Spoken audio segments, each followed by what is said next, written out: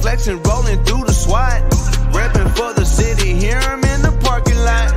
Houston written across the jersey, ain't gon' never stop. Just fans got me tuning in, waiting for the drop. Astros, Texas, Rockets, Dynamo, they coming with it. When they pull up, got the city sitting on a fitted. Straight up A-Leaf, hold it down, ain't gon' never quit it. Just fans got me tuning in, let my dogs get it. Southwest A-Leaf, Texas, throw down here and it's so infectious. We ride for the Houston Astros, Rockets, Dynamo, and them Texans. What's going on, everybody? It's Carlos, your host of the Just Fans Podcast, and I'm joined here by my most loyal co-host who never misses a day. Take that, Poppy, my other co-host who clearly misses all the time. What's going on, Rios? And he's on mute. You failure.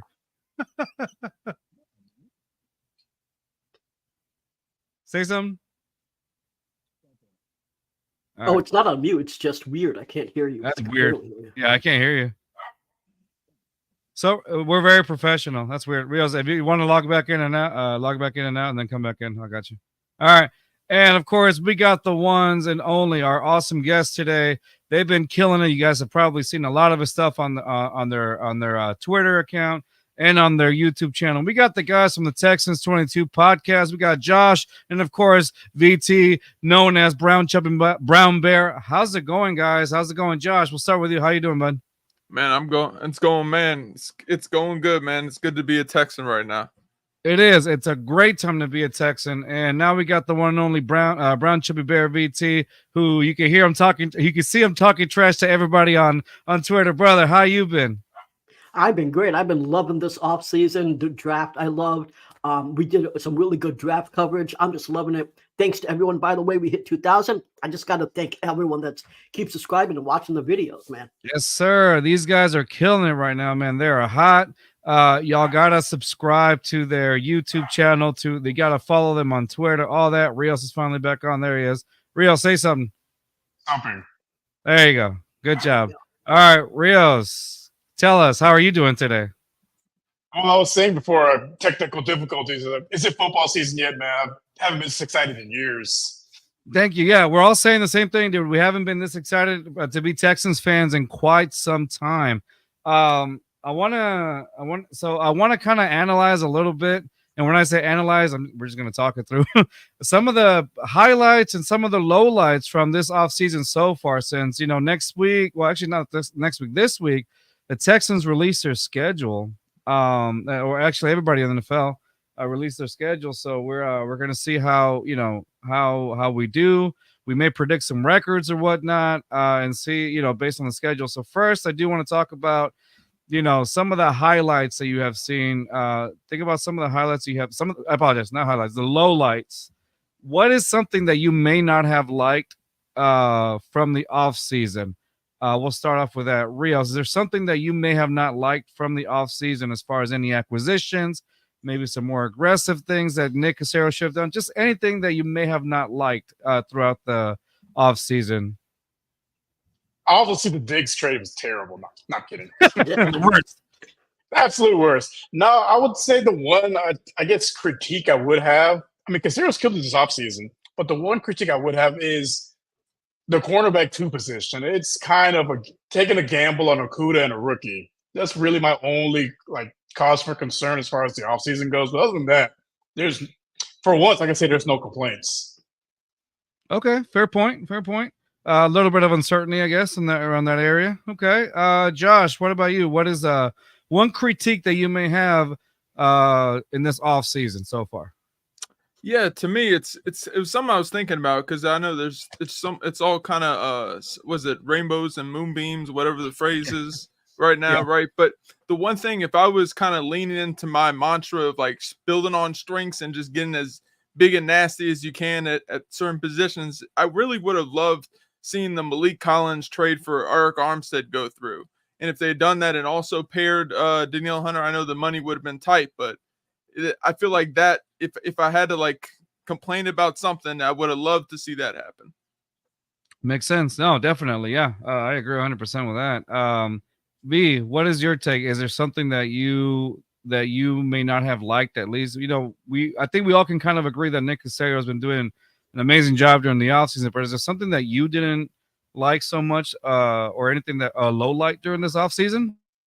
Yeah, I actually talked about it in the video that was released today. It's the RB2 position. Right now, obviously, we have Joe Mixon being the RB1, and he has played most of the games, like 83%. So, historically, it shouldn't be too much of an issue. But if he does go down, we're really stretching him because Dameon Pierce didn't have a great season last year. We don't know if he's going to be able to figure out zone.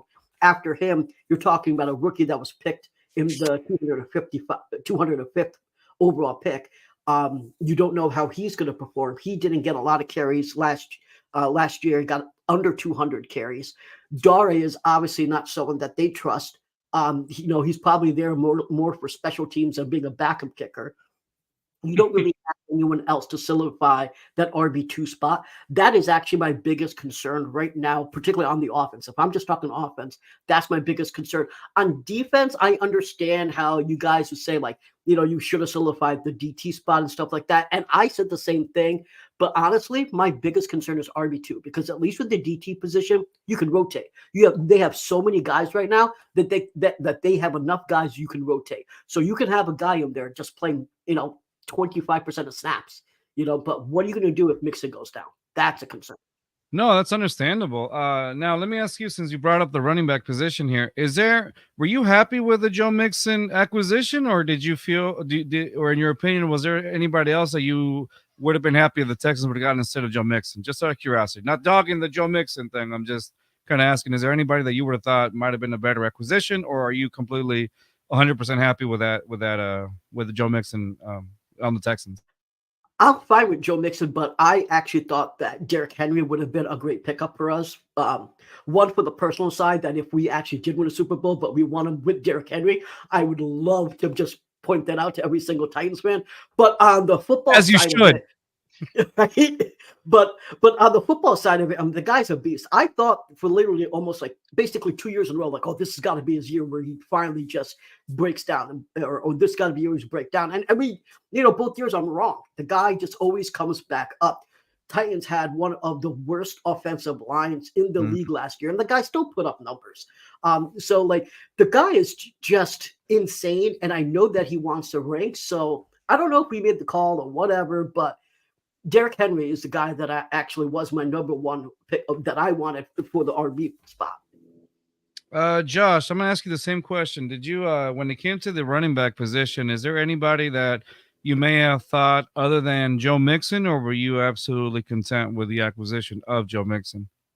Well, initially, so we made a video about Saquon, and there was a lot of conversation and disagreement amongst fans with Saquon about whether he was worth it and all this different stuff. But when you look at the value that you got from Mixon and kind of untapped potential that he has in the passing game, especially if you look at his efficiency numbers, they didn't use him a ton in that, right? Especially last year with Chase Brown coming in, phasing in, and taking away some more usage with him. But I think it's a really good pickup. And I'm not really as worried about the running back position as V is, because I was kind of thinking about it. It's the one position you can always find someone at the end of training camp during the middle of the year for like a fourth or third round pick, potentially, if it gets like breaking case of emergency, is a running back. So I think like that is the biggest concern on the run. But like in terms of Derrick Henry, he would have been cool. The name brand would have been cool. It would have helped with our line not being the greatest run blocking line, right? It's kind of at this point doesn't have really any guys that are like, other than maybe Shaq Mason being legit run blockers. But right. In general, I kind of like the dynamic that Mixon gives you of two different aspects and not really one track. But Derrick Henry would have definitely elevated, and his skin's on the wall in terms of running with a bad offensive line, which is another thing that obviously VT talked about. But I think you could have done a lot worse, and you could have spent a lot more money than you did for Mixon. So I think the value is what kind of makes it really a hell of a move. All right, Rios, what about you, bud? What did you think about the running back position with Joe Mixon? Were you content with the acquisition of him? I mean, Josh brings up some really great points, because a lot of people I know wanted Saquon Barkley, but I feel like you get more bang for your buck with Joe Mixon. And for the same, and I think you and I talked about it, Rios, also in one of our episodes that we were doing. you do. I agree 100% with Josh. You do get about the same bang for your buck, but except you're paying Joe Mixon a lot, less than what you would for Saquon Barkley. So, Rios, what is your take on that? Do you think that it was? Were you okay with the Joe Mixon acquisition, or is there somebody else that you may have had in mind aside from Joe Mixon?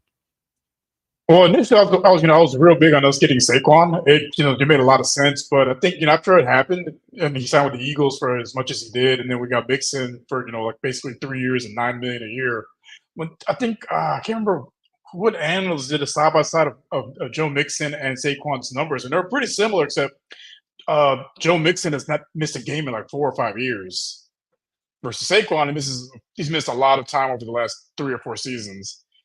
And your best skill set is availability, and Mixon is about as reliable as they come. There you go. Yeah, no, I agree with you 100%. I think I was also in that Saquon Barkley boat myself, and then until I started, and I can't remember who else, because I do want to give credit who kind of did like a side-by-side set of look. You're kind of. I want to say it was someone from CBS Sports that did it. Somebody, it was some sort. But if anybody in the comment section knows who it was, let us know and we'll give them credit, because off the top of my head I don't remember. I can't remember if it was their official page or there was one of their analysts, but yeah, it was from CBS. Yeah, and so I agree. Like I was also in that Saquon Barkley train as well, because I felt like obviously his production and also the fact that, hey, this could have been one of those flashier things that the Texans did during the offseason. But again, once I saw that comparison as well, I'm like, hey, I think we got a better deal with him. And of course, the reliability of Joe Mixon and the fact that he doesn't get as injured as well. I mean, I think that's definitely something we need. But on the back of my mind, like I agree with V. Like, what happens if he does? Because you never know. If football, I mean, what happens when there is an injury? We were kind of plagued with the injury bug last season at some parts. What happens when Joe Mixon's done? Do you really rely on who we have? Are they going to be sustainable? Is that going to hold us up? That's another thing you got to worry in the back of your head. But I agree. Both of you guys bring a great point, is what I'm trying to say. You too, Rios. So 100%, yes. I'm happy with the Joe Mixon acquisition for sure.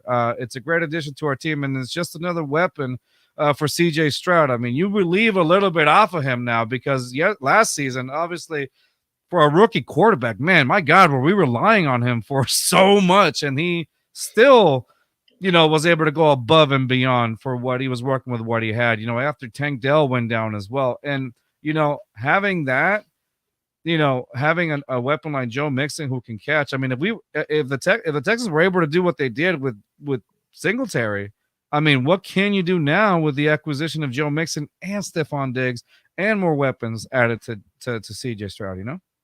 Any thoughts on that, Rios or Josh or VT? I guess I'll go with VT. Let me add something to that, because you brought up a great point about how Mixon is not just a threat on the ground but through the air.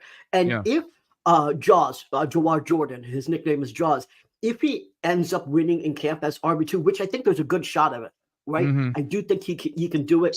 He's a good receiving threat as well. So now you're talking about potentially you having three real wide receiver ones out on the field. And then whether it's your RB1 or your RB2 up there is another receiving threat. At that point, you really can confuse and deceive so much on what you want to do. Is you basically have everyone out there that's a receiving threat. Then you add Cade Stover, who's a real receiving threat. Then obviously Dalton Schultz is out there too. Like, as long as we don't put Beck out there, please just cut him or something, because all he'll do is fumble the ball, right? So like get rid of Beck. But if we have everyone besides Beck, they can catch the ball, and that's something that last year it was ridiculous. We had. Noah Brown was hurt. Tank Dell was hurt. Nico Collins stayed healthy for the most part. But Dalton Schultz went down for a couple games as well. We have a lot of weapons. Now, you're not going to have all those weapons every single game, right? You're going to have injuries. But the fact is that we have so many right now that you're at least going to have 3 at any given time. Last year, we were stuck with ones in some games, literally one. And all they got to do is double team him. And how are you going to move the ball, especially when the offensive line is already that injured? It's a much different experience now on the offense. Exactly. Josh, what is your take on that? Yeah, I mean, I pulled up my my notes I had when I kind of broke down Mixon and kind of looked up some of the information. And the thing, he was 4th best in the NFL in terms of receiving yards over expected. So he made a lot out of nothing, even though he didn't have a huge workload. He's had 1,000 yards 4 times over the last 7 years, only fumbled the ball 6 times in his NFL career and didn't fumble last 2 seasons. So it's like super steady Eddie kind of player. And the thing VT talked about where we're coming from, especially as a receiving running back, and Jaws will be good, but he's also not going to have that pressure to also be super efficient in all these aspects. He can just come in and kind of be a runner. Like we know he can be a receiver, but there's not that immense pressure that this is a guy like Derrick Henry that's like almost a non-factor in the pass game. Because I mean, last year the Texans running backs were a plus 28 in yards after catch over expected in 2023, which is like 4th fewest in the NFL, which is like really just pretty damn terrible, you know? Yeah. So I think you're bringing a guy in, and the stat that kind of smacked me in the face with Mixon that got me really excited was since 2018, he's only one of 3 players that has had over 1,200 scrimmage yards. It's him, it's Alvin Kamara, and it's Tyreek Hill. So that's the level. Like, people don't really treat him as this kind of dude because he was over there with Jamar and Joey B and T. Higgins and those guys throwing it all over. But he was kind of the guy that they turned to when they got that lead in the playoff game and really had to knock people in the mouth without really having this amazingly physical offensive line, similar to what we have, right? We don't have a bunch of guys that are just like just want to chew on some kneecaps and stuff, right? We got guys that are kind of outflank you and kind of do their thing, but he's the guy that kind of bring that physical element for a much cheaper price than a Derrick Henry would have been. Exactly. And Rios. No, Josh and VT hit the nail on the head, man. He definitely opens up the offense. One play to look back on is when the Texans played the Bengals, when he bounced off like 3 Texans defenders for like a 20-yard run. Like, that's the kind of, level of intensity and level of playmaking he brings to the team, and I can't wait to see him out there. Yeah, me too. That's going to be fun watching him around for sure. So I agree with all you guys 100%. No disagreement on my end. I think it's a great acquisition for the price and, for the reliability that comes with Joe Mixon. And I think, again, any weapon that you can add on to this already explosive offense, I mean, that's just a win in my situation. I was talking to the guys earlier in our other podcast in our Bring on the Blitz, and we were talking about last week about it's what is it? Low risk, high reward. I feel like that's the mentality that's going around with the Texans and a lot of these signings and a lot of high risk, low risk, high reward. And I feel like that's the mentality that Nick Caserio is playing, doing with these things. But before I move on to other stuff, I want to hit up the comment section really quick. We got the meta saying, "What's good, y'all?" We got Kush. What's up, Kush? What's up? Go Texans! There you go. Philly special card says yo, and he says thank y'all for inspiring me to do player interviews. I did my first one yesterday. Oh, congratulations! Yeah, they were awesome. They liked the fact that we were interviewing a lot of the lower schools NFL draft prospects that we were doing. I think earlier on for like 2 months that we did that series, and it's a lot of fun. It was kind of cool seeing 3 of our guys that we had on made it on, got signed in the NFL, one for the Panthers, one for the Falcons. I can't remember what was the other one. Bears. That's right, Bears. Yeah. So that was kind of fun. Yeah, it was the running back went to the Bears. And I think all 3 of them had a good chance of actually sticking on the rosters because they signed the positions of need. Yeah, no, I appreciate it. And good luck, Philly special cards. Yeah, that was cool stuff. Those were fun. I was gonna say, also give y'all props. Like specifically, the Panthers coach kind of went viral for going out and specifically talking about how much he loved Jalen Coker, who I believe is the guy that y'all had on. So I think he's got a good shot of maybe making that team with how shitty their receiver room is in general. Yeah. So he's props to y'all. Yo, thank you. What's best about it? If you haven't seen the Jalen Coker interview, who's now with the Panthers, go see it. Rios asked the brightest question we could have ever thought. Best question that you could ask any NFL draft prospect, and that was about which a question where it separates the boys from the men, and that was, Rios, what Pokemon would you choose? Who's your starter Pokemon? Charmander, Squirtle, or Bulbasaur? There's only one right answer to that, ladies and gentlemen, and if you have it, please put it on the comment section if you're a Pokemon nerd like we are. But he chose correctly. That's why he made it to the NFL. No, anyway, so that's the question that made him get through. Like, you know what, this is it. Yeah. The next thing that I wanted to ask is a stat that we threw out in our other podcast was the Texans are going to face some tough teams this season. Okay. Now on the defensive side of the ball, the Texans added so much depth, and that's an understatement of how much depth they've added in the defense. Now, of course, there's obviously a difference between adding depth and adding talent, right? So that's what separates it. Is there any now with the rough schedule that we have coming on, we have a lot of teams that we're facing that were over that were 500 or over, and then of course you got the Ravens again, you got the Chiefs again, the top teams in the in the AFC, along with off the top of my head, I don't remember if we faced the Bengals or not this season. But regardless, we're facing some tough teams.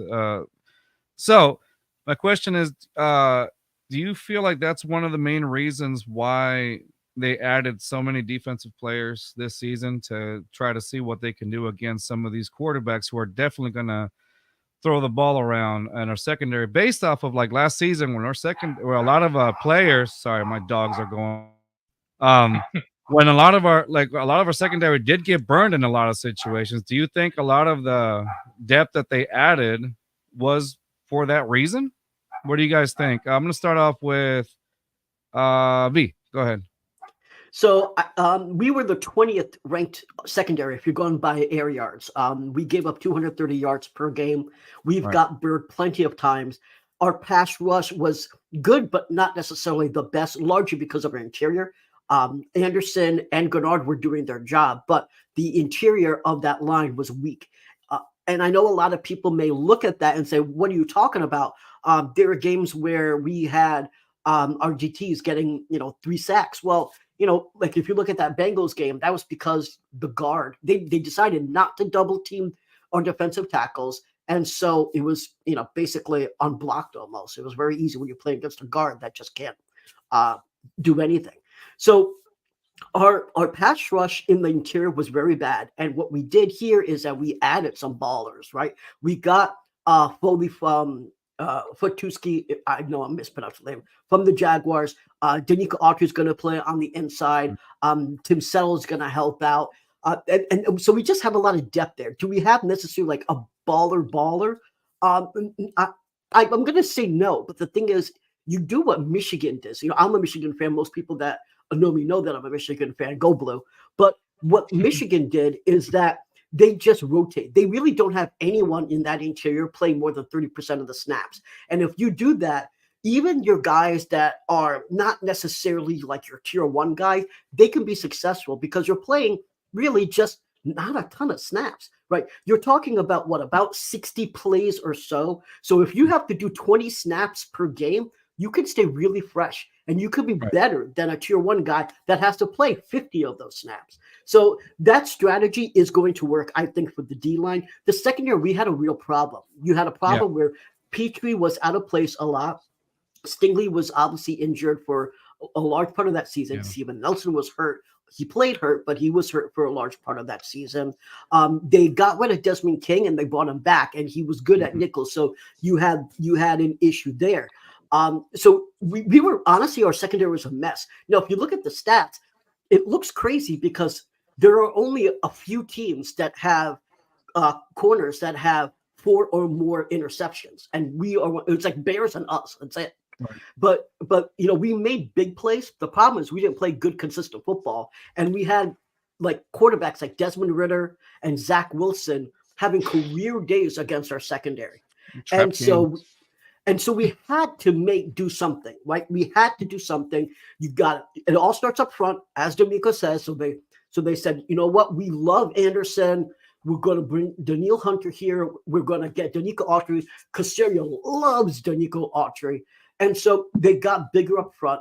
D'Amico loves smaller DTs, but he got 320-pound DTs, bigger dudes, not just like 290, over 300. That's going to help against the run. You're going to get after the quarterback. And then they went to the draft They got Kamari Lawson, who's my favorite pick in the draft.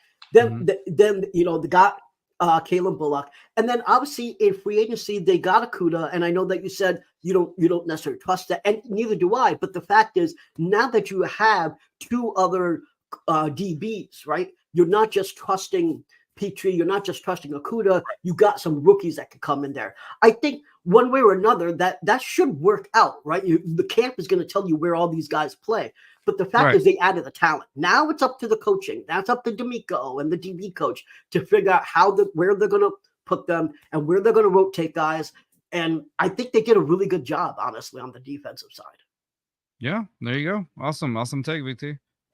Josh, what is your take on this? How was the addition of all this depth? Do you think it's going to be beneficial for the Texans in the long run, or like what V said, it just kind of depends on how it is? What do you think, man?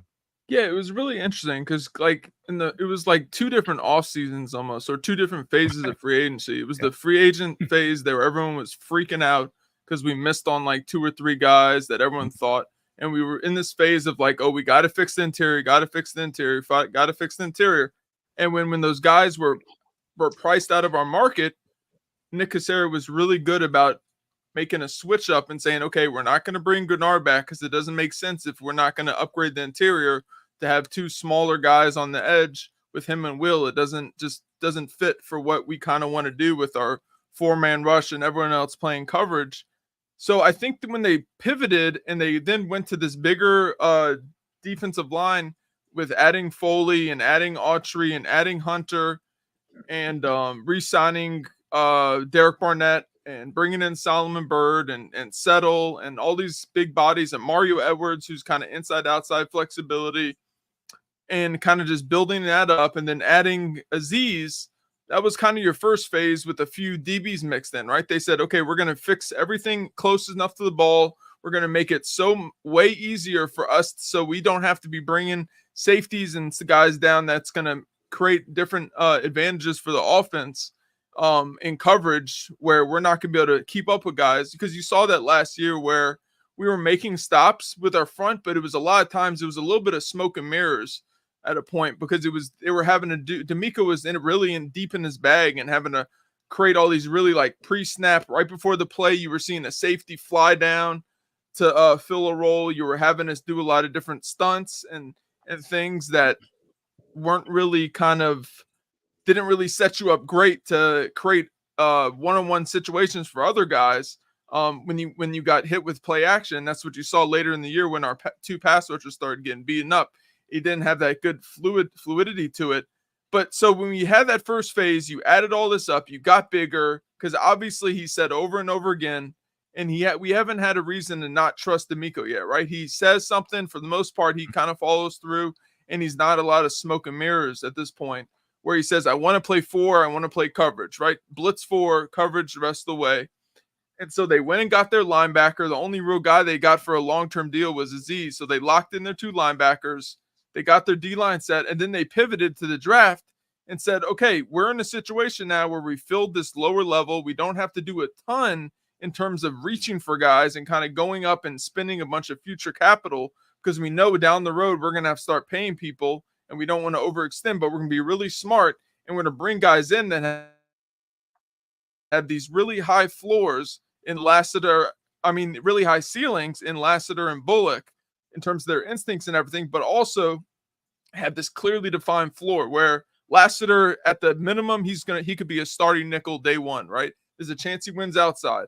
And then with Bullock, day one, I don't think he starts right away, but I think you see him in these dime 3 safety sets or nickel 3 safety sets where he's the designated deep player, where you kind of take away that issue of him making tackles and you kind of go from there. But the one guy I'll finish up with that is really interesting, and I think hasn't been talked enough about because of the past issues with him and how he kind of went out and it's a kind of a shameless plug because he came on and did an interview with us, is Lonnie Johnson Jr. But I saw the way I saw him last year in New Orleans, he had played the best year of his career and he looked really good in multiple spots. Like they were giving him some reps at corner once in a while, but they didn't really have to do that too much. That was like break in case of emergency, but they were playing him in the nickel. They were playing him deep. They were playing overhang linebacker. a lot of different stuff, and he made quite a few plays and dropped one pick. Should have had another before he got hurt, but he was a guy that was really fun to see his development. I think he's perfect for what DeMeco's looking for, and giving you that flexibility. He's a guy that you can plug in when Jimmy Ward eventually, everyone knows he's going to get hurt, right? Because that's just kind of older players start falling apart a little bit. Not that he's falling apart, but like old guys get hurt, blah, blah, blah. Don't want to throw too much shade, but you have that. He's kind of that X factor, I think, that isn't really being talked about as much, but it's kind of, they have a lot of these movable pieces, and you've seen in San Francisco that they never really valued secondary, and they never went out and threw a bunch of money. They did reclamation projects when they brought in Gibson from the Jaguars when he bounced around a little bit. And they brought in all these other smaller school corners and guys that you didn't really hear of. They drafted Hufinga way late in the draft and turned him into a dude, So they don't really, they have Stingley, right? Because that was from previous, that you can't really help that. That's not DeMeco's doing in the best way. He's kind of, that's something he gets for the first time, but that's kind of the exciting part. It's kind of this beautiful symphony of different pieces that are going to work together well and kind of all are kind of set up for long-term success. No, definitely 100%. A lot of people forget about Lonnie Johnson, that he's back with the Texans, and that's another, like you said, he played well in New Orleans last season. I mean, that's another piece that the Texans have, where the versatility, you can kind of put him just about anywhere, and it's a safety net for injuries again. It's somebody that is a reliable player that can fit well in this DeMeco Ryan system. That's a great point right there, Josh. Rios, what is your take on all this? No, I mean, Josh and BT really, they nailed all the points as far as, what they were looking to do on defense. But to piggyback a little bit on what Josh said about how they're building the defense like the 49ers, it's also pretty similar to how the Chiefs' defense is. Because they saw how when they lost the Super Bowl to Tampa Bay, they were getting to Mahomes with that front four. You got a ferocious front four, it creates a lot of problems. And that's how you beat, teams like the 49ers and the Chiefs with that front four. And I think they put emphasis on, building that up. And then upgrading a little bit at the linebacker. And then with the corners, just like Josh said, some reclamation projects. Okuda, former number 3 overall pick, it's on his, third, fourth team now? Yeah. I'm sorry, go ahead. Yeah, so like I said, it's just a bunch of reclamation projects in the secondary. Like, look at L'Jarius Sneed for the Chiefs. He was a undrafted free agent. And he was one of the top corners in the league, 2-time Super Bowl champ, and now he is in godforsaken Tennessee. Man, I wanted him. I wanted him so bad, pause, but pause. No, same here, BT. Like, I really wanted him on the team too, because it's like, man, no one's gonna pass us if we have Sneed, but chose the bag. I mean, he already has his rings. I can't blame him for that. Tennessee, where wide receivers go to die. I mean, speaking facts here. No. Really quick, let me hit up the comment section. Kush wrote back, I think DeMeco had to scheme a lot last season because of injuries, and maybe now that he's brought in players that fit his style, he won't have to scheme as much for the season. Excuse me. I agree with that 100%. I think that goes back to all the depth that was added in several positions. One of the depth and talent. Added talent as well. Depth and talent, and that was the original that was the original question. How much of it is really talent? How much is just depth? Do we add both? Did we add just more depth and talent? And you guys have brought up amazing points when it came to that. So thank you guys for sharing that. Another thing I wanted to add now, I'm going to go over on the offensive side of the ball. One of the Texans draft picks that I got that I found really interesting, that I personally do like. And the reason for that is because, besides, how do you call it? Our tight end, I am drawing a blank right now on our tight end. Cade Stover. Dalton Schultz. Thank you right now. Thank you. Oh, before Dalton Schultz, when was the last time you really had a tight end that stood out for the Texans? You know what I mean? You probably have to go back to beside maybe Fedorowicz made a little splash, but then before that, Daniels, like you don't really have much of a history with tight ends if you're a Texans fan. But now with Dalton Schultz, and now I really like the acquisition, us drafting CJ Stroud's, for one season at least, Stover from Ohio State. I like that because now you're, again, any weapons you can add on the offensive side of the ball, especially a guy that he has, that he's had a little bit of chemistry with in the past. I mean, you're just kind of not spoiling, but you're kind of, I like the acquisition because not only do you add another weapon, but also I feel like the Texans are actually listening to CJ Stroud in this case. You know what I mean?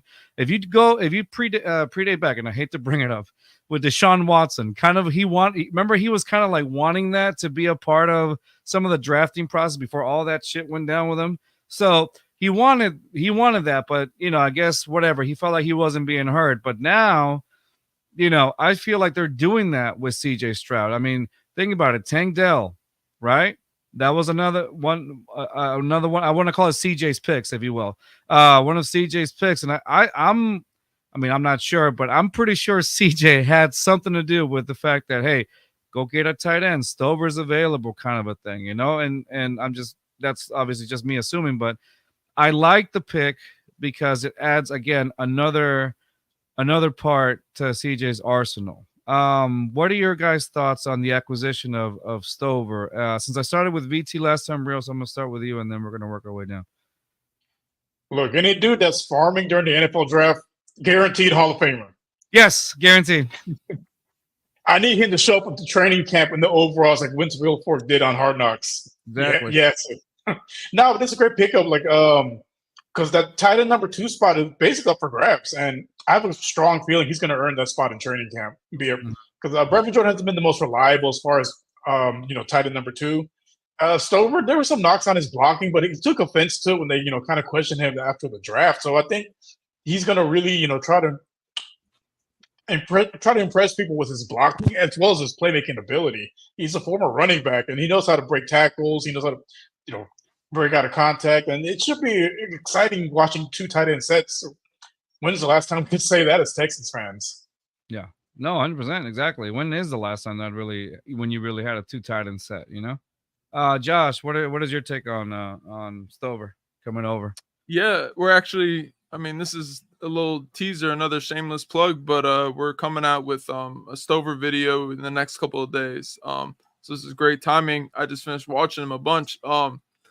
He's really fascinating because he started off with the playing defense, and you got that farmer mentality, you got that defensive mentality. He's played defensive end, he's played linebacker, he's played on special teams. He's kind of just done a little bit of everything, and he's on this huge learning curve tilt up to the top, where he was number 2 guy at Ohio State last year in terms of receptions. Right. With guys that were all these high profile 5-star fancy dudes that have been playing offense their whole life, and he just now started this. I mean, it is a little cheating because his dad was a tight end that played at Bowling Green in the 90s, so he has a little bit of that in his blood. But I mean, the thing with him is everything is a little better than you kind of first see. Like, he does everything really well at a really proficient level, but nothing super high level yet. It's all, you kind of see everything kind of have these flashes of greatness. But the one thing he does really well at this point is catch point stuff, playing with power throughout the field. Like, he doesn't understand the concept of finesse ever. And I don't think in any aspect of his life. I mean, I don't want to get too weird with it, but anyway, so yeah, I mean, he kind of just has this mentality where you see it backed up on tape. In 2023, he had 7 yards after the catch average. So, I mean, that's really damn good for a guy that's, playing at tight end for what they asked him to do. But I think the thing that really gets you excited, and that kind of the conundrum that they're going to deal with offensively and kind of where to use him, is one, because he is a capable blocker, and because Dalton Schultz is better as a move piece, do they force him into that inline role right away, right? Is that a thing where they kind of ease into, they kind of force that a little bit? And I don't know if force is the right word, but they kind of aim him towards that role because he can do it decently, not great at this point. There's a lot of technique stuff and consistency of feet and hands and all the stuff that you look for when a guy hasn't done it a ton, hasn't had a ton of time on task. But I think the more likely thing, or not likely, but more the thing that would probably help him long term is year one, you probably see Schultz in the inline, and he's more of that move piece, similar to what Laporta was last year for Detroit. And you come out and you take advantage of him that way. And in that case, you have a guy who at times can be a plus blocker in that secondary move piece, who can kind of really create some mismatches for you that way and really allow you to kind of lean on it.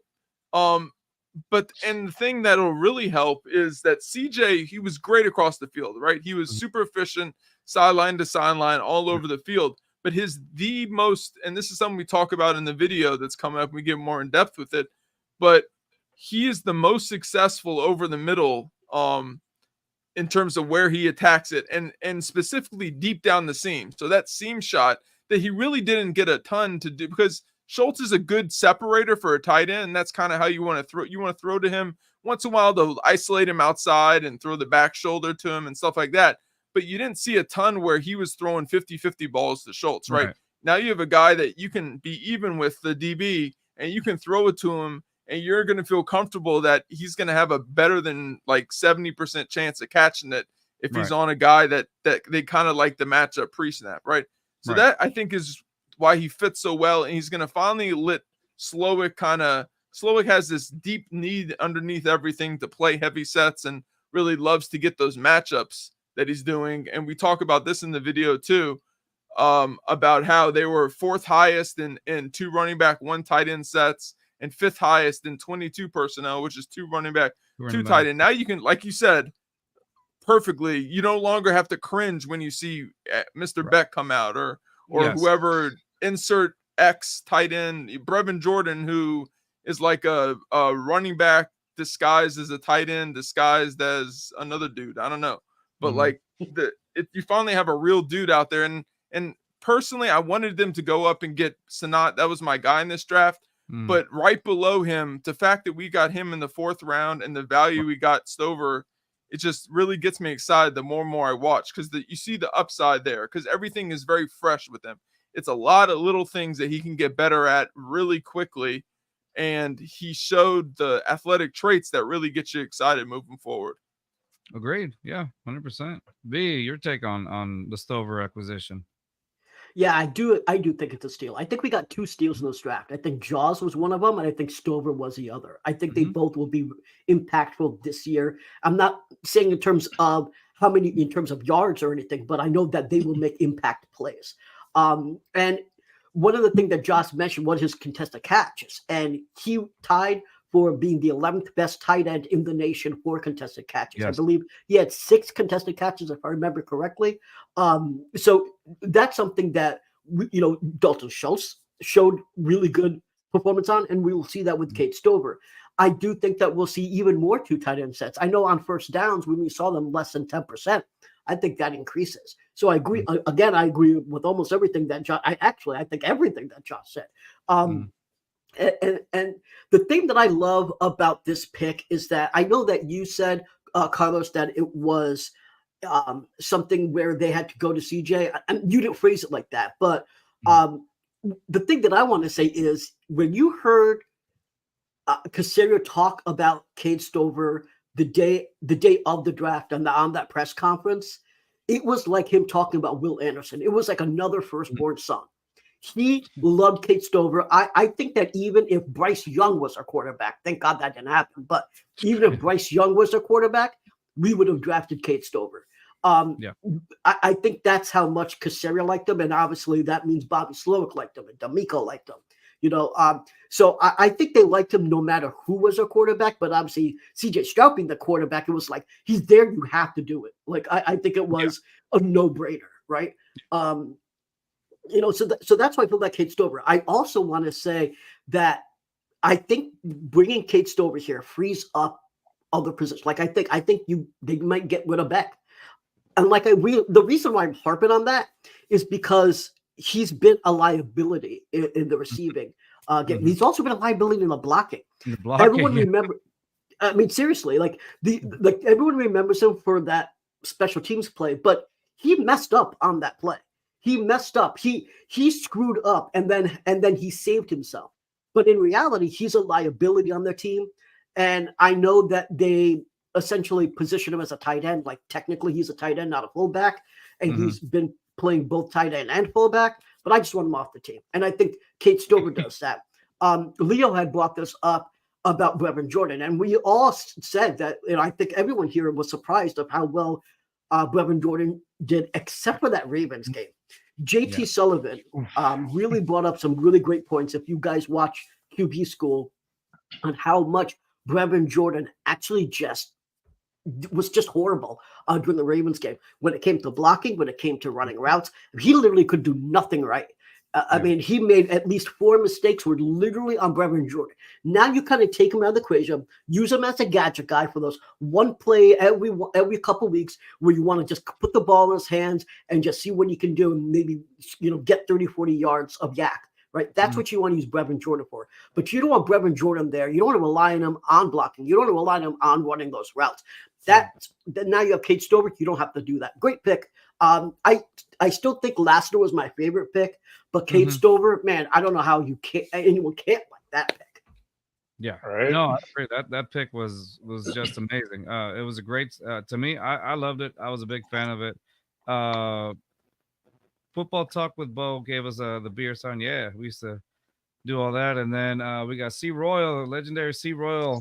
Great show, fellas. Appreciate you, C Royal, for showing us support, man. Appreciate it, man. Yeah, for sure.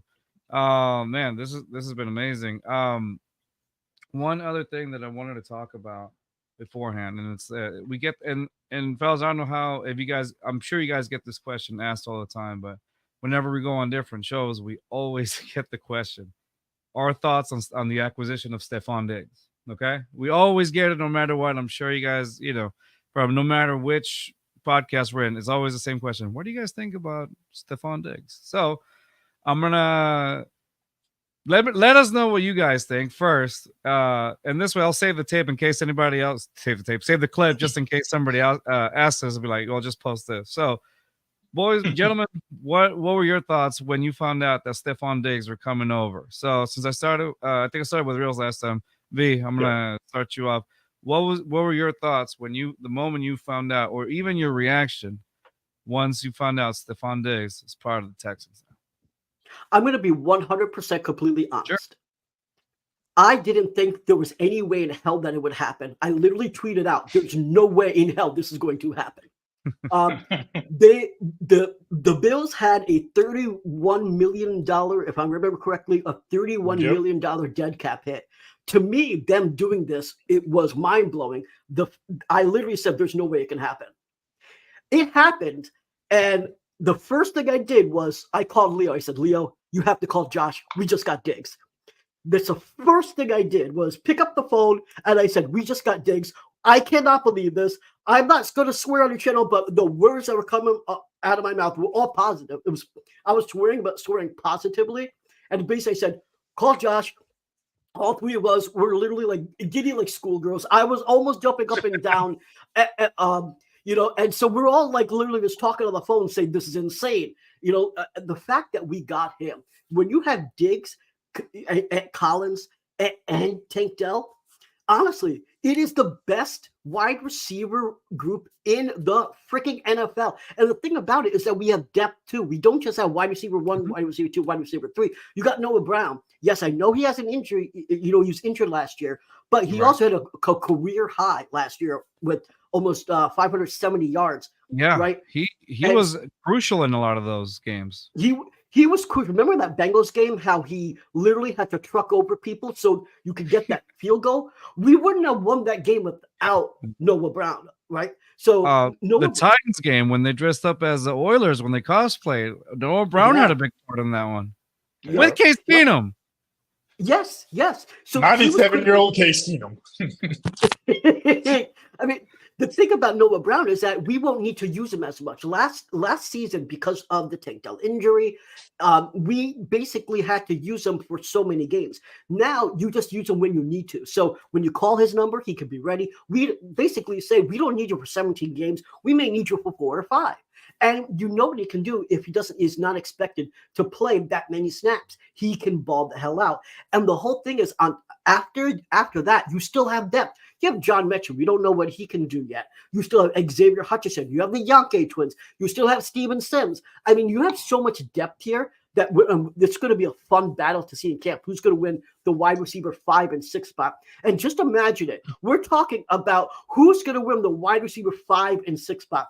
Not 1, 2, or 3, or 4, right? So that's the amazing thing about our receiving room. It is literally the best in the NFL at this point. And I think that you can say that some other teams have great wide receiver 1s and wide receiver 2s.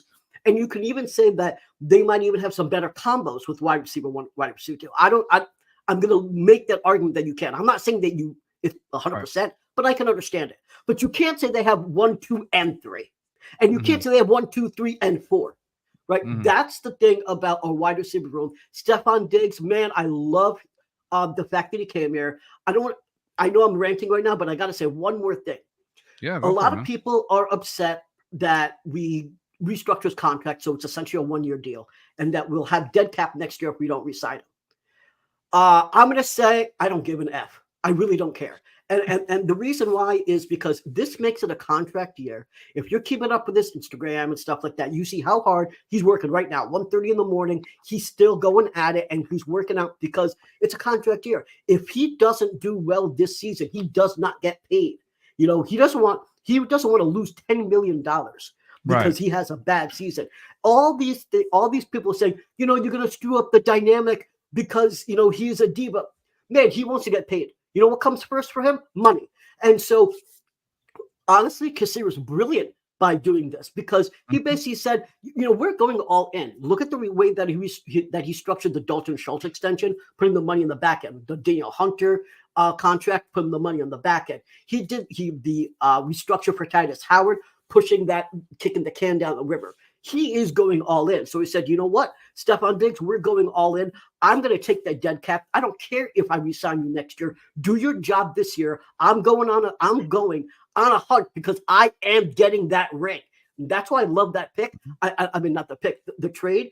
And I love the fact of how they structured this contract. We're going all in, guys. We really are going all in. And you can't be happier. You cannot be happier if you're a Texans fan. And I think that's what I brought up with. This is like low risk, high reward. You know what I mean? Low risk, high reward. You right now, Kassir, like you said, it's like, all right, you perform, you get paid. You don't perform, see you later. I would love to have Stephon Diggs for longer. If he performs this season and he balls out, that's a win for us, no matter how you see it. And the Texans got cap money next season, so it's a win, you know? So I like that for sure. All right. That's great. That's a great rant right there, V. Good job. Josh, what is your take on the whole Stephon Diggs situation? Yeah, the first thing that when I heard it happen and we got on the phone and I was thinking about it, it was funny. We've always talked about, between me and Leo, about how interesting it was that none of these receivers were really asked to play more than 60-70% of the snaps. And that was the idea with Nico and Tank, even though they were like kind of the two guys by himself. And then Noah Brown, when he was healthy, was really good too and was on pace for 1,000 yards if he had actually, you know, played full season and all that. But the thing that really got me excited was it allowed full flexibility across the receiver room to put guys in only positions where they can succeed now. There's no longer any pressure that we're going to have to play Tank in the slot and ask him to block or ask him to really just play in a lot of traffic if that's not what's best for the team at that moment. You can still use him at certain points, right? But now you have a guy with Stephon Diggs who can play slot, he can play X, he can play Z, he can play all over the place. You can play him out the backfield if you want to get cute with it, some Jefferson stuff. You know, you probably don't want to do that a ton, but it's just he has that ability, another guy that can get off the line. You really had one of those guys, really, because if you could go up and you could get hands on Tank, he was really quick, but there was points where, like, physically guys break down if you're going to ask them to do that kind of workload. And we didn't really see any kind of issues where Nico got injured, thank God. But if that happens this year, you now have a plan where it's no longer, oh shit, we got to go get someone. And it no longer put you in a situation where you were like, oh shit, we got to draft someone in the first round, right? So it's really fun and exciting because it's like V said, you want to just create as many answers to the questions that a defense can give you as possible for CJ Stroud. And now you have a guy who is so motivated because he has to do well here after what happened the last two spots at the end. He has to show that he's a team player to get his money. He has to show that he's locked in, even if he doesn't get the kind of reps that he wants and the kind of looks that he wants. Obviously, he would probably wants the ball every time. That's why he's working his ass off and putting all these videos out to say, you know what, I'm on notice. I'm putting everyone on notice, blah, blah, blah. All that receiver bullshit that they like to say. Right. But in this reality, he's putting it out there and saying, you know what, I'm going to be exactly what the team needs. I'm going to be that steady veteran. And the thing is, at times he was that. I think he got a little bit of a rap because of how stuff played out.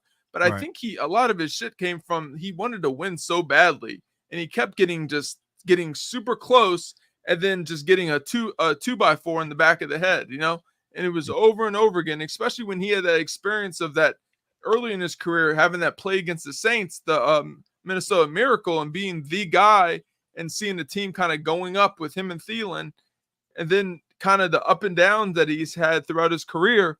It's really interesting to see like where they use him, the flexibility they have, and really it just shows a full commitment to building the most the most strong cohesive group around Stroud and receiver group that we've had in franchise history. Yes, agreed, 100%. Yeah, never before had you seen this with the Texans. I think the closest we ever got was having Andre Johnson and DeAndre Hopkins on opposite sides, and other than that, that was about it. For one season. And then anything remotely close to that was probably when you had a somewhat healthy Will Fuller, then you had Kenny Stills, and then DeAndre Hopkins. That's the last time I felt like there was some sort of threat in the receiving corps. But besides that, I can't recall a time when we even had anywhere remotely close to that. But now, Rios, what is your take on and your reaction when you found out Stephon Diggs was joining the Texans? When I saw it like officially break, I was like, "Ain't no fucking way, no way!" I was pants afterwards. I was blown away. I never like Visa. I never saw that happen. Like, there's no way Buffalo's gonna be $31 million dead cap. Yeah. And then just for a second rounder at that, I'm like, man, Cassera needs to be arrested for grand larceny, bro. He just straight up fleeced Buffalo, man. Like, that was. But then the questions started coming, like, how is he going to fit in the locker room? It's going to be a diva here, blah, blah, blah. Like, the way I look at it, they have good leadership here with D'Amico at the helm, and then you have CJ's also a good leader. Like, there's some guys in the locker room that are going to be good leaders, and I think, he's going to fit right in because he's basically playing on a one-year deal. If doesn't play well, doesn't get paid. And I think, not just money motivates him, but he also wants to win. And the Texans, he sees they're going all in because the time to win a Super Bowl is during CJ's rookie deal. You basically got a 4-year window to, try to win that ring before you have to pay the quarterback. Like, at this rate, it's going to be like $70 million by the time it's time for him to get paid. Because look at what Jared Goff got today. Basically $52 million a year. Right. And it's only going to go up from there. Yeah, CJ ceiling's going to be higher than that for sure. That's for sure. Yeah. And because right now, I think Burrow's the highest paid at 53, and that number is only going to keep going up. Yeah. So agreed 100%. His ceiling's going to be higher than that, especially obviously if CJ keeps a consistency and even gets higher than this. I mean, this is what you have in your rookie season. Imagine as he gets, as he develops through time or whatnot. I honestly, and then just that and just one last point. That and the possibilities on offense, because you got 3 guys that can legitimately get 1,000 yards. Mm-hmm. Yeah, it's been done. I believe 4 or 5 times in NFL history. I mean, they have a very good chance that they all stay healthy. That's true. I couldn't believe it either. I think like all of us, we're all in agreement there. None of us could believe it. Surprisingly, I started taking it a little bit more serious because there was always rumors going around, and you're like, whatever, speculation, whatever, bullshit. But then I can't remember if it was FanDuel that made a bet that Stephon Diggs was gonna go to the Texans, like that. It was FanDuel. It was FanDuel, and I was like, hold up, this shit might actually happen. That's when I started, and it was like maybe a week before or a few days. I can't remember what it was, but once FanDuel got into it, I was like, oh shit, this might actually happen. I remember texting these guys over here. I was like, yo, this might be a real possibility here. This might happen. Now you got FanDuel. Betting runs the NFL, whether you like it or not. When I started seeing FanDuel on there, I was like, no shit, this is actually going to happen. And it did. And I was amazed just like you guys were. And like I said, and like we all talked about it, I was like, Nick Cassero needs to be arrested because he just completely fleeced an entire organization. He stole he stole that from him, and that was amazing. So yeah, I was also shocked, and I couldn't believe it. I was in disbelief. To back you guys up, like what you guys said, the biggest concern that I've gotten, that I've heard from other people when they talk, is how's Stephon Diggs going to act in the locker room? How's Stephon Diggs? Are you guys worried about him being a diva? Are you guys worried? Oh, look what he tweeted out today. What does that mean? I think if you start, I think that's just reaching at that point, because you have yes, I will agree that he has a track record of doing things like that, of the cryptic tweets and the Instagram posts. But I always bring this point up. We were drilled with that PTSD of culture years ago, and that word culture kind of was like, whatever, because of Reverend Easterby. But now that Tough, word smart, dependable. right. Now that word means something completely different with D'Amico. And I don't think he lets that shit fly around. I don't think he allows that to happen. With shameless plug here also, when we talk to guys like Kareem Jackson, who we had on our show, when we had Coach Quentin Demps, guys that played side to side with D'Amico Ryans always told us that he was a natural born leader and a coach. He was coaching since he was playing. As a rookie. That is leader mentality. And I don't think he would be the guy that put up with that nonsense. But also, if you're not convinced with that, I understand, because that's just hearsay. But he has a money motivation. If he doesn't perform, he doesn't get signed. And there have been guys that have came to the Texans organization and signed for more money. Tyrann Mathieu, what happened that one season he was here? He got signed for more money with the Chiefs, right? What happened with Blake Cashman, who came over from the Jets? He got signed for more money. I'm trying to think of somebody else off the top of my head. Jonathan Gennard. I mean, I know we drafted him, but yeah. But still, he paid. performed, and so this is a great place to have exposure. I think Stephon Diggs performs because the money's a big motivator for him. And guess what? It's almost like you have nothing to lose in this particular situation, because you have the money as a motivator, of course, and you're actually on a team that can really, at this point, they're in win now mode, that can be a contender, that is a contender, So honestly, I think that itself is motivation enough for Stephon Diggs to perform. And like you guys said, I mean, you guys have seen the workout videos at 1 a.m, CJ Stroud, if you've seen him lately, he's not a pushover. All that shit with Micah Parsons that he's been doing. Oh, by the way, who thinks Micah Parsons is a Texan soon? Who thinks Micah Parsons very well could happen. Very well could happen. He's recruiting him. This is CJ recruiting.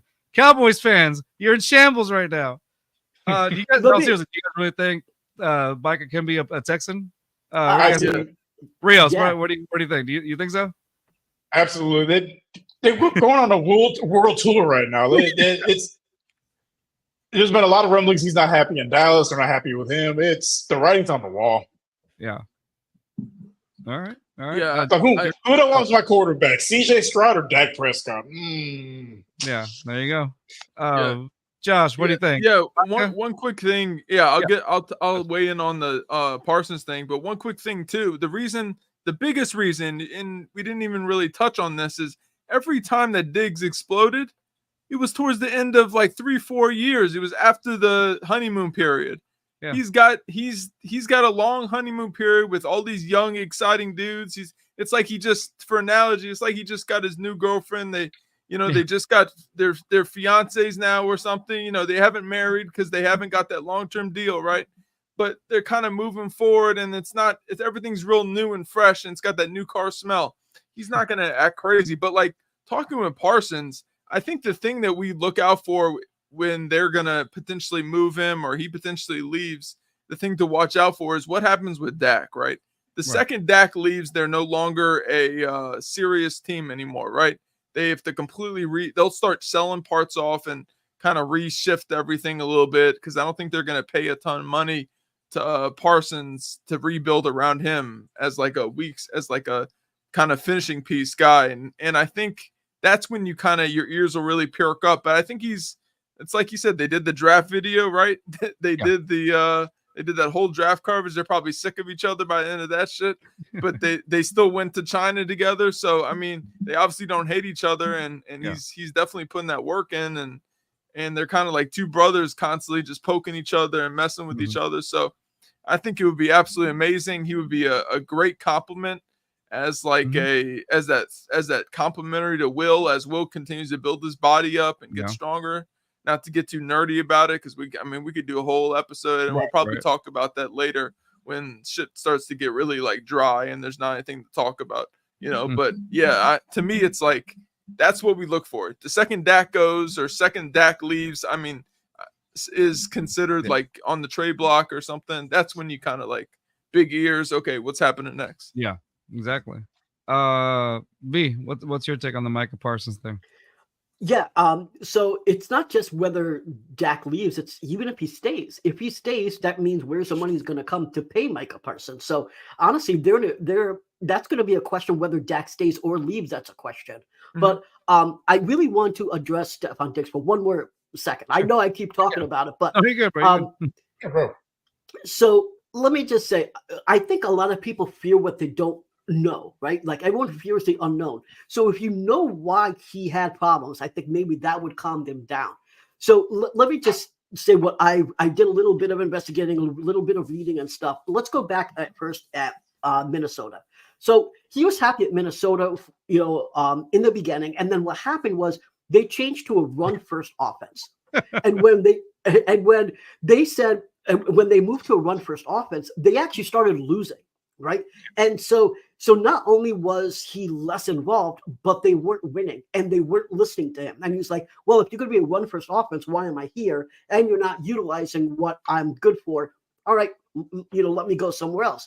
Well, he went to Buffalo and they exploded. They got Dayball there and the offense was going great. Now, what happened is Ken Dorsey was a moron. He ruined Josh Allen. Josh Allen, he basically regressed. And then what happened with Joe Brady after they fired? So first of all, they fired Ken Dorsey, right? Because he was so bad. And then you brought in Joe Brady. And what did Joe Brady do? Joe Brady started using him less when he used to be the best, which is on third downs. So his snap count started decreasing by 10 to 15%. You see it slowly decreasing. Then they stopped using him on third downs. Now, Buffalo fans will say, no, Diggs wanted that to happen. That no insider, no reporter has ever corroborated that. That's something that Joe Brady did, and Buffalo fans want to believe, but it's not reality. Joe Brady did put him out there on third downs, and so and that's what he's good for. So a lot of people may not know this, but in reality, Nico is a yak guy. Noah Brown is a yak guy. That's the guy that's going to go out there and get those yards after the catch. That is not Stephon Diggs. He gets like 10, 11 yards per reception versus Nico getting 16 and 17 yards per reception. And so one of the reasons why you want him on third down is because he can get open on third downs. It's not so much that he's a yak guy, is that he finds a way to get open. So if you're not using him to get open on third downs, you're basically saying, what are you here for? And so why would you want to be in a situation where they're not changing Joe Brady, right? They kept him there. They're like, okay, we got rid of Ken Dorsey, Joe Brady, you're here. We're not changing you. Then why would he stay in a system where he, again, is not being utilized? Now, you could say, oh, well, what if we don't utilize him? Well, we only need him for 1 year. We're trying to get a ring. And if he, and he needs to perform in order to get paid the following year. I don't care if he's not here after this year. I want a ring, and this was the perfect way to try to get it. 100%. You hit the nail on the V there. You hit the nail on the head there. Sorry. Wow. Dyslexia kicks in.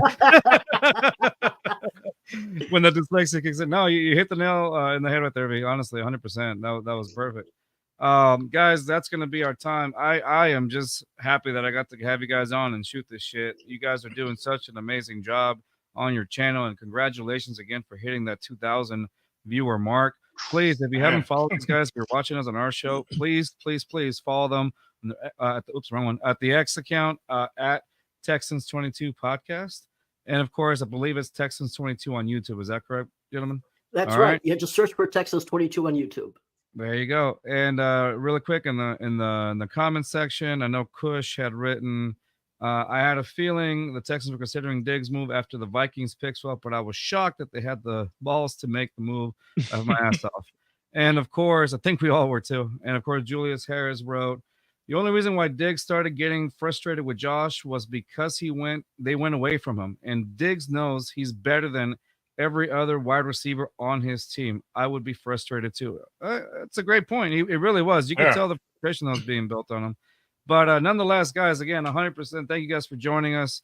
Again, follow them on their X account again at Texans22 Podcast, and of course, search them up on YouTube, Texans22 on YouTube. For us as well, don't forget about us. Follow us up on our channel at JustFans22, and of course, our Instagram account at JustFansPod as well, and of course, our brand new show that we have on the side that's a little bit more professional on this one, where we don't cuss and all that stuff, and we take it a little more serious. We got at B Blitz Pod. It's Bring on the Blitz podcast. That's us right there. Give us a subscribe. That's going to be us for this week, gentlemen. Appreciate y'all. We'll see y'all next Monday. Can you please tell us what you guys have going on, where our viewers and your viewers can expect what's happening with you guys? Yeah. So today we dropped a video, and the title of that video is the offense Super Bowl ready? Is the offense built to win a championship? So just going through everything on the offensive side. There'll be a video discussing the defensive side next week. So go ahead and check that video out. If any of your viewers want to learn more about Blake Fisher, Kamari Lassiter, Kate Stover, the video, as Josh said, will be out either tomorrow or Wednesday. So we've got 3 draft pick videos right now out that you can learn more about them. They're breaking down. So go to Texans22, check that out. We're going to be doing every single draft pick. So if you want to learn more about every single draft pick that the Texans select, subscribe to the channel and learn. There you go. All right, gentlemen. Thank you guys for coming. Don't go just yet, but we're about to end the show. All right, guys. See y'all next week. Thank y'all. Peace. Southwest A-League, Texas, throw down here and it's so infectious. We ride for the Houston Astros, Rockets, Dynamo, and them Texans. If you ain't never been down here, but rule number 1, you gon' respect us. Just fans in my speakers, new one drop, they bout to bless us. I might right through the SWAT, playing just fans right through your spot. Look, and I don't know what you thought, but right here, dog, we gon' rep the squad. Got HU, I might fit it, then on my jersey, you gon' know where I'm from.